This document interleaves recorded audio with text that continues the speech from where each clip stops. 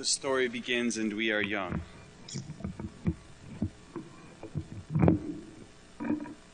When I was 18 years old, I, like many people in this country, raised my right hand and swore an oath to protect and defend the Constitution of the United States of America against all enemies, foreign and domestic, especially those domestic.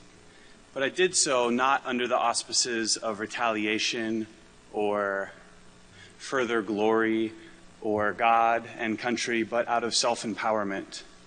I thought what a great opportunity that would be to in some way follow in the footsteps of my father and my grandfather before him and fulfill my time in service to my country.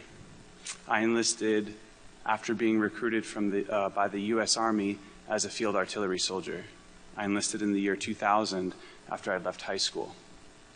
During my time on active duty, the wars in Afghanistan and then Iraq began.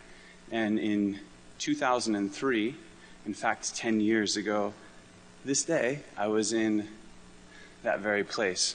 I was looking back at my journal and realizing that 10 years ago today, I'd moved from the oil refinery that I was living underneath on the coast of Kuwait, and we had pushed north to Camp Udari, which was more of like the typical desert scene as you'd imagine, staging to be second wave of the invasion to push into Iraq. My field artillery unit was part of a weapon system called MLRS, Multiple Launch Rocket Systems. And this is a hydraulically operated rocket pod that will shoot rockets multiple kilometers away, but not to fall and impact the earth, but rather to open up in the sky and disperse little bomblets, little grenades, across a huge swath of area. They were designed as what we were told to be believed as soft targets. Fortunately, because of the nature of the war and the timing in which I arrived there, I didn't do what I was trained to do. We pushed north into Iraq in our wheeled vehicles, and we left our rockets behind. As I traveled throughout this landscape in central Iraq in the summer of 2003, we would go to areas where there were unsecured weapons.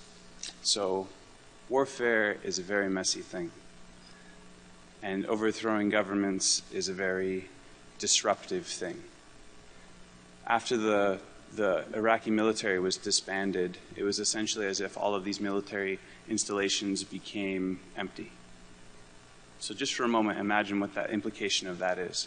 We're not but a few miles down the road from a large airbase, and this town, like many in this country, are in close proximity to military installations. Now imagine in the course of just a few weeks, every single one of those military installations became vacant. Everyone was gone, and what was left behind. So my experience was being the people who would go into these installations and see what was left behind. What type of smoldering, burning vehicles and buildings, what type of barracks that had wall lockers that were kicked open with still images of family members and civilian clothes and a half-tied boot and disheveled sheets. So go to these installations and pick up weapons. These unsecure weapons then became our ammunition that we took to a quarry or we took to a warehouse to stockpile. When we'd arrive at the quarry, we would blow it up. So the rhythm of my time in the country, in Iraq, was to travel around to places that I often knew, no idea where I was, to pick up weapons that I had never been trained to handle, and to throw them in a truck that was not designed to carry them, to take them to another location and blow them up, or to take them to another location and stockpile them. I was 21, I was a sergeant, and I was responsible for 10 other people. When I came back from Iraq, I was a short timer, so my time being enlisted was near to end. So I, like many other short timers, basically kind of tuned out. You know, I had done my part, I had fulfilled my obligations, I began to think about what would happen afterwards. So I left Fort Sill, Oklahoma, where I was stationed, and I moved to the far stretches of this country in northern New England, and I began to go to college in Vermont. It was there that I rediscovered hand paper making, and I discovered my voice, so to speak. The voice that I discovered came through first poetry and meeting other veterans. I never thought that I'd be an artist, or that my path of going into the military, that I was seeking empowerment or rite of passage, would somehow point me in the direction of creative expression and encouraging that in others also. I thought merely it'd be like a stepping stone into being, I don't know, I'll figure it out. I found this place called the Green Door Studio, and there was a paper maker there, and he was hosting a weekend workshop. It cost me $10.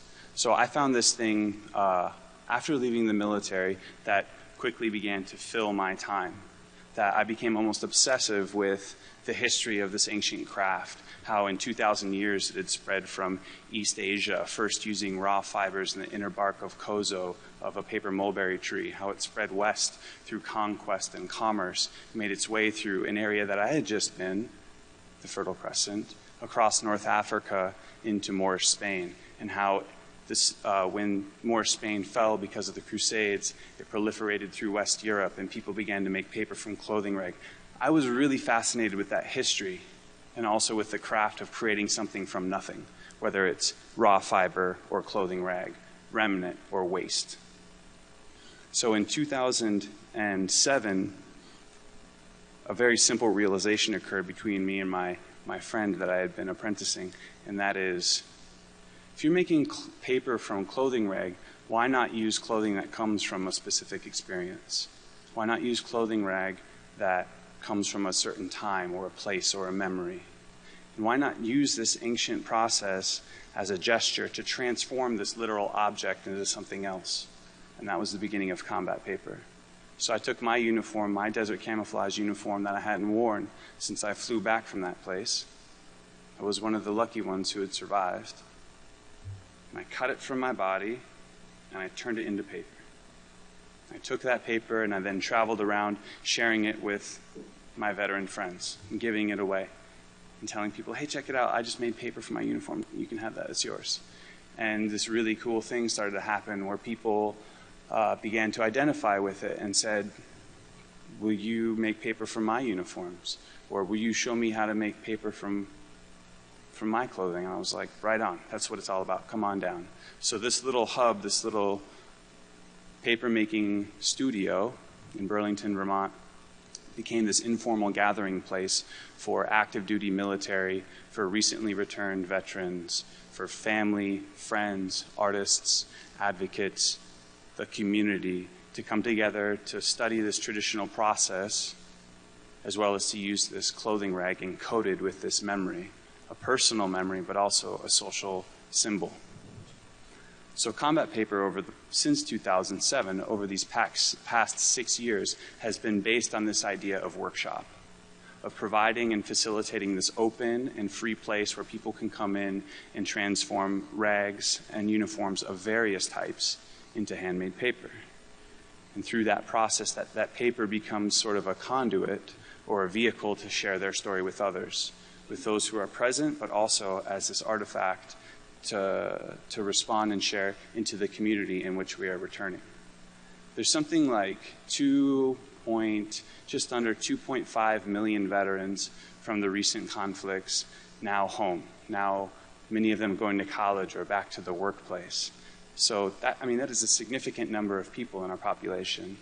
Now think about all of those who served in conflicts or times, to include the entire Cold War period, going all the way back to World War II. This is an intergenerational experience and is absolutely a part of the fiber, pun intended, of our country. It is part of our experience. It is part of the American story. It is military service, warfare, survival, and reintegration. So these workshops that have happened all over the country now, 25 states, over hundreds of workshops, hundreds of veterans and friends coming together, transforming this paper. Some beautiful things have happened. Others have begun to take the practice up as it were their own. So a good paper maker should always practice, teach, and encourage others to do the same. That was the philosophy that I was taught, and that's the one that I encourage with other students and other folks who come into one of the workshops. So that encouraging others to do the same has transformed into building other paper mills. So now there are 4 combat paper mills across the country. There's one in New Jersey, in upstate New York, Reno, Nevada, and San Francisco, California. These 4 different paper mills are providing ongoing programming, free and open to whoever may find their way in, transforming uniforms one at a time. We also create books and publish, prints of portfolios. So there's also the artifact component of our work. It's like the question is raised, what does somebody do with a sheet of paper? What will one do with a sheet of paper? Well, you can do many things. I was first a paper maker and now an aspiring printer and book artist. So we take these sheets of paper that come from various stories and places and further activate them through the traditional letterpress process and then binding by hand books one at a time. These artifacts that also come from the workshops, the prints, the sculptures, the three-dimensional elements, and all that comes from the creative impetus of those who share their voice and their story is shown in exhibition widely. The really cool thing that I've noticed through this combat paper project over the past 6 years, I've been very fortunate to be able to do this every single day of my life since it began to think about making paper by hand with old uniforms. Some of the really beautiful things that have come out from it and that I've realized is that I'm not alone. One of the first things I felt upon returning from the war was I felt completely isolated and alienated. And I didn't want to identify with sort of the culture or the sense of place that I once had. It felt uncomfortable. It didn't feel the same, and I was angry by that. I was also upset and confused by the things I had saw and the things I had experienced in war. Because what I believed to be true and what I experienced didn't sit together. They didn't equate. It was almost as if the bottom had fallen out and I was falling. Combat paper gave me, and the creative writing element gave me a sense of community, that I was with others and that I had the shared story. And as I had begun to tell my story and my experiences in Iraq more and more, I realized that there were so many other people that had been touched by these experiences. And I really felt like I wasn't alone. So it's almost as if we're taking these fibers and transforming the story. I mean, that is some of the subject of why we're here, correct? We're adding a complication to the story. It is a spectrum of experience. I reject the idea, and I often hear this from people when I tell them that I'm a veteran. They say, I can't imagine what it was like over there. I cannot imagine what it was like over there. I reject that idea, because if you can't, it essentially means you won't. But we must. So many of us now are coming home, and we have to feel as though it is a shared story. And for me, paper making is that. It's a place to share that space, to use this ancient process, this ancient craft, to mimic it, to accentuate it with others in a meaningful way, and then to share it. It's a very empowering thing, art. It speaks outside of spoken language.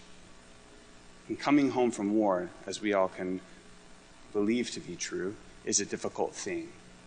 It's just almost as if, as I was referencing before, that feeling of isolation or alienation, it's almost as if there are no words for it. It's as if we need to build a new language. So for combat paper and for all of us who are involved in it, all of us who have been a part of it through these years, paper making is that language. So this sheet of paper that I have here, this was made at a workshop, and the fibers that are in this are from a Vietnam veteran by the name of Ted. He brought in his OD green jungle fatigues that he had worn in the late 60s. Another workshop participant that was there is a young man by the name of Aaron, and he brought in his desert camouflage uniform that he had worn on his first tour in Iraq. And they sat there together at a table, snipping and cutting apart the uniform.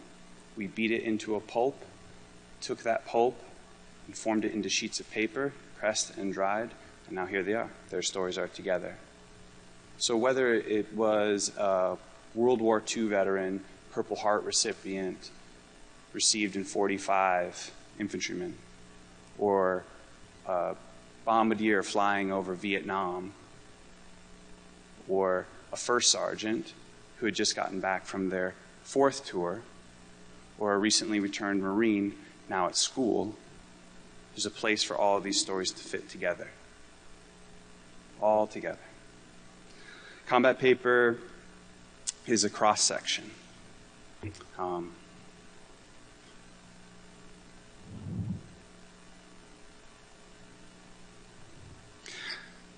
I'd like to think that we can understand war in a more personal way. It feels as though that statue that I saw in front of the MacArthur Museum the other day is the way that we believe it to be true. So here is a pinnacle, a stone column with a soldier standing on top.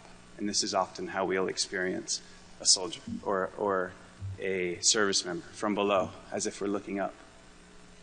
And there they are, cast in bronze, like sword or rifle, pitched forward, bravely running from the trench to defeat the enemy on the side of truth and justice. But I tell you that all of the people that I've worked with, all the people that I served with across the board through the years, do not identify with that statue. And in fact, there's only one place to go from up there. Straight down. So instead of it being this easy category and way to consume it, I'd like to think about it as this like a sea of crickets. Very difficult to discern a single voice, but yet a very powerful one at that, right? So the last thing I'd like to ask or share is a question. For me, the most reverent thing that I could possibly do with my uniform and my experience is to turn it into paper. And furthermore, to encourage others to do the same thing, to bring them into the fold and to share this process for free with everyone. So if you had the opportunity, what would you turn into paper? Thanks.